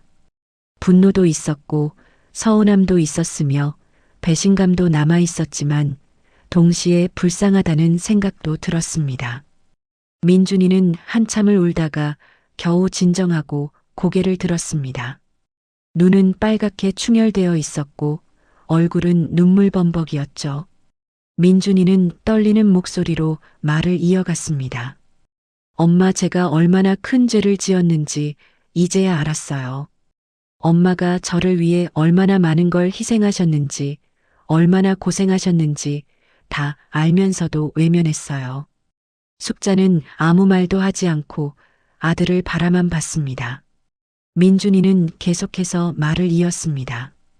엄마가 새벽부터 밤늦게까지 일하시는 거 알았어요. 손이 트고 무릎이 아파도 참으시는 거 다 봤어요. 근데 저는 그냥 공부만 했어요. 엄마 고생은 당연한 거라고 생각했어요. 민준이의 목소리는 점점 더 떨렸고 눈물은 계속 흘러내렸습니다. 그는 주먹으로 바닥을 쳤죠.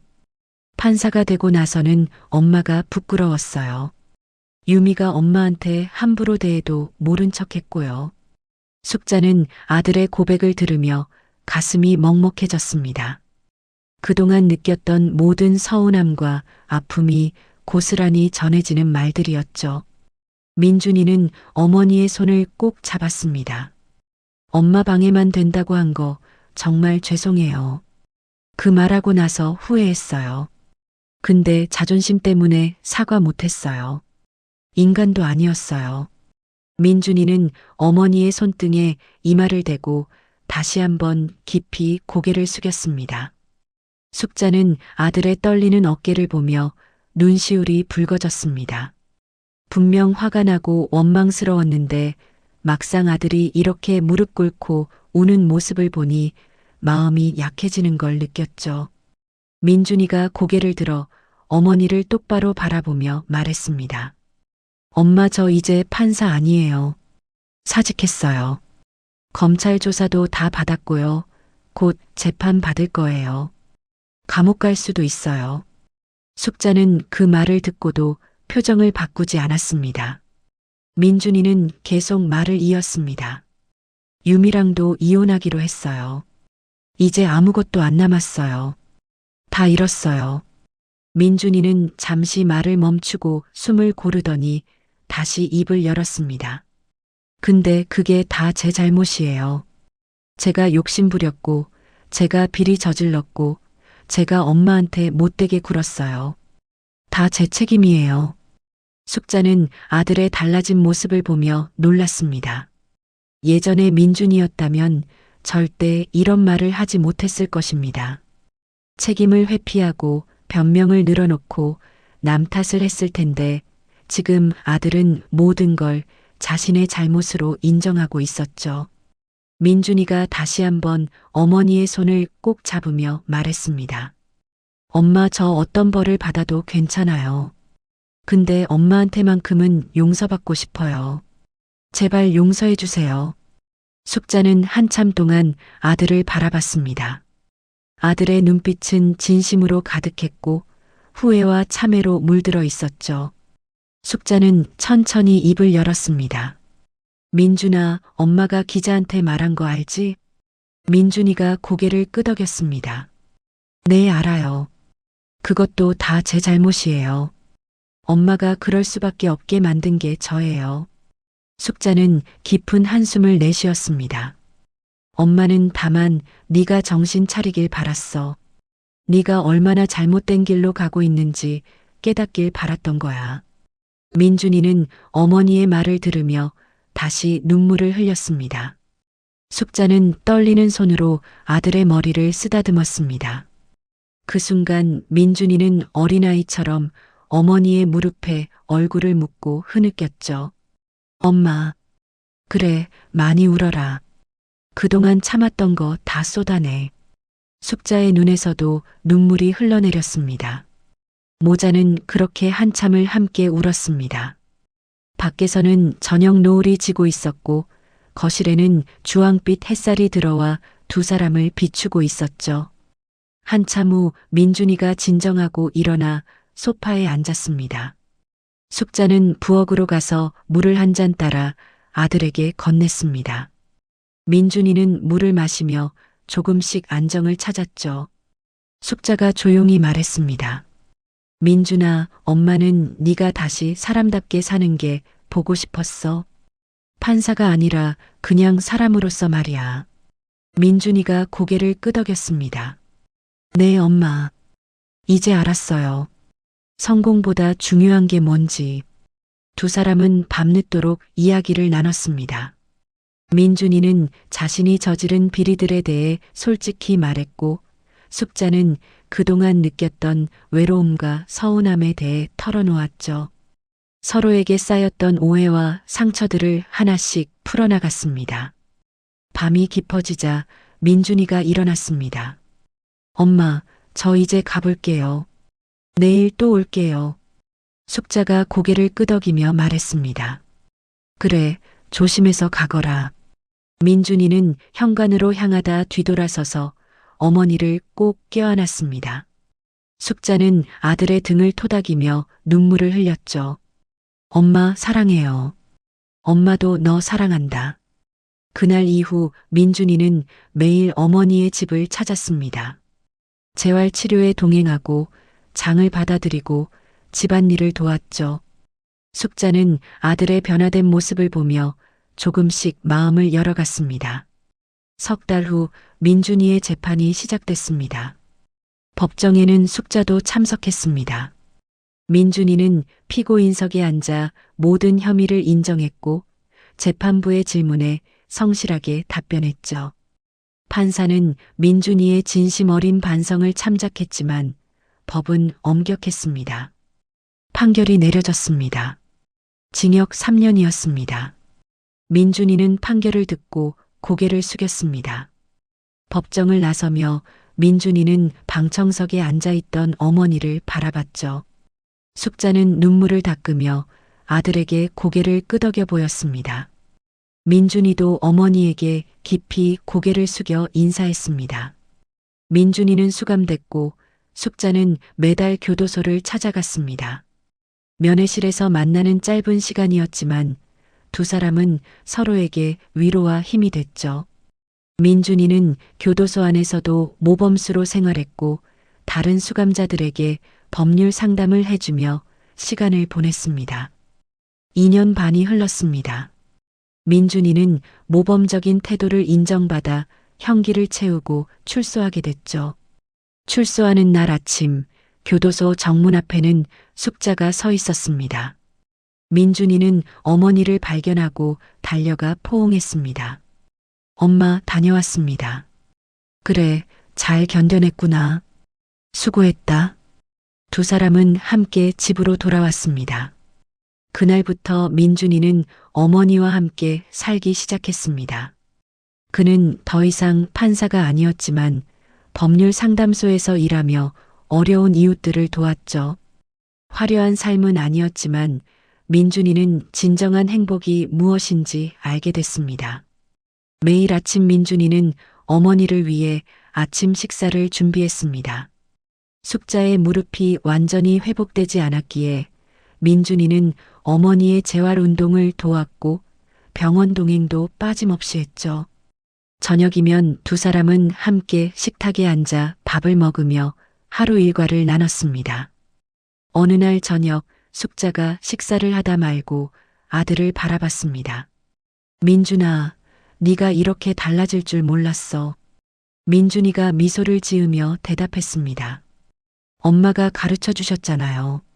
성공보다 사람이 먼저라고. 숙자는 아들의 손을 꼭 잡았습니다.